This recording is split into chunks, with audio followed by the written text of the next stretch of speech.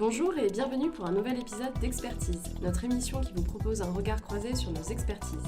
Aujourd'hui, c'est l'export au Royaume-Uni qui est à l'honneur de ce deuxième épisode. Nous accueillons nos experts en la matière, Cécile Poncet, responsable recouvrement grand compte et international, et Monica Pichwesper, directrice de la relation client-marché spécialisée et export. Bonjour Cécile, bonjour Monica. Bonjour. Bonjour. Nous vous retrouvons aujourd'hui pour parler des relations commerciales entre la France et le Royaume-Uni. Pour commencer, pourquoi considérez-vous le Royaume-Uni comme l'un des principaux partenaires commerciaux de vos clients ? Eh bien parce que le Royaume-Uni, de par sa proximité géographique, est un acteur commercial clé pour la France.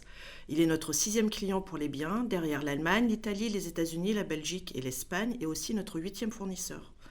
En 2022, les échanges de biens entre la France et le Royaume-Uni ont totalisé 34,5 milliards d'euros d'exportation et 28,7 milliards d'euros d'importation, ce qui a fait du Royaume-Uni le deuxième excédent commercial, avec 5,5 milliards d'euros derrière Singapour.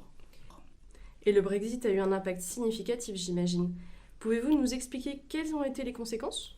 Absolument, le Brexit a entraîné des changements majeurs, notamment des formalités douanières qui ont eu pour effet de ralentir les échanges de marchandises. Les exportations françaises en ont souffert davantage que celles de nos voisins, malheureusement. Cécile, le Brexit a-t-il eu un impact sur le délai de paiement ? Oui, dès la mise en place du Brexit, on a observé dès le premier trimestre 2021 une hausse des délais de paiement. On a pu constater en moyenne 66 jours, alors que sur le dernier trimestre 2020, nous étions seulement à 59 jours. Ceci s'explique principalement par tous les problèmes de dédouanement et la pénurie de conducteurs qui a été constatée à cette période. Et sur 2022, avez-vous constaté des améliorations ? Eh bien oui, les entreprises britanniques se sont rapidement organisées et on a observé très rapidement une amélioration de leur comportement. Dès la fin 2022, on a observé une moyenne de 65 jours sur toute l'année 2022 qui s'est poursuivie sur le premier trimestre 2023. Et cette amélioration est liée au fait que les entreprises ont mis un point d'honneur à honorer leurs échéances pour garantir leur livraison. Donc en 2023, est-ce qu'on tend vers une amélioration de délai de paiement pour retrouver l'avant-Brexit ? Eh bien, justement non.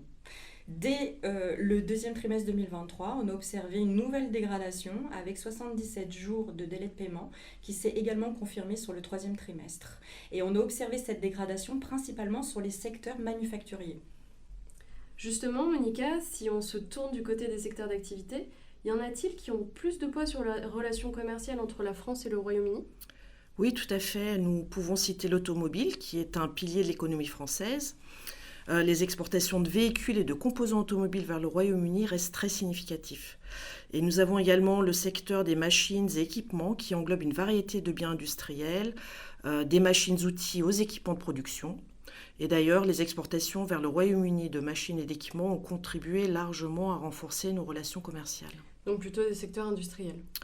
Tout à fait, et on peut citer également le secteur de l'agroalimentaire français qui est réputé pour sa qualité. Et les exportations de produits alimentaires et de boissons vers le Royaume-Uni sont un moteur important dans nos échanges avec le Royaume-Uni. Ces secteurs ont-ils un impact sur l'activité de nos clients ? En ce qui nous concerne, ces secteurs clés ont contribué de manière significative au chiffre d'affaires global que nous avons réalisé l'année dernière et qui s'est élevé à 5,2 milliards d'euros. Cependant, il est dorénavant essentiel de surveiller les évolutions, en particulier les récentes tendances de paiement plus longues, afin de mesurer les éventuels impacts en termes de défaillance d'entreprise. Vous avez une forte expérience auprès de plus de 12 000 acheteurs britanniques. Concernant les relances clients sur ce pays, Cécile, y a-t-il eu des particularités à prendre en compte ? Eh bien non, pas de particularité en matière de relance au niveau des entreprises britanniques. La seule chose que je peux dire, c'est que depuis la fin du confinement, les entreprises britanniques ont fait davantage attention à respecter leurs échéances, ce qui a facilité la communication en cas de retard. Ce qu'on peut dire en revanche, c'est que le Royaume-Uni est beaucoup plus dépendante face aux facteurs exogènes que les autres pays de l'Union européenne. Donc, il faut davantage faire attention sur les encours, les gros encours qui sont portés sur tous les secteurs manufacturiers évoqués par Monica. Donc avec le contexte économique actuel et la récente détérioration des délais de paiement observés dans certains secteurs, il pourrait être nécessaire d'accorder une attention accrue au suivi de paiement et aux relances sur ce pays. Exactement.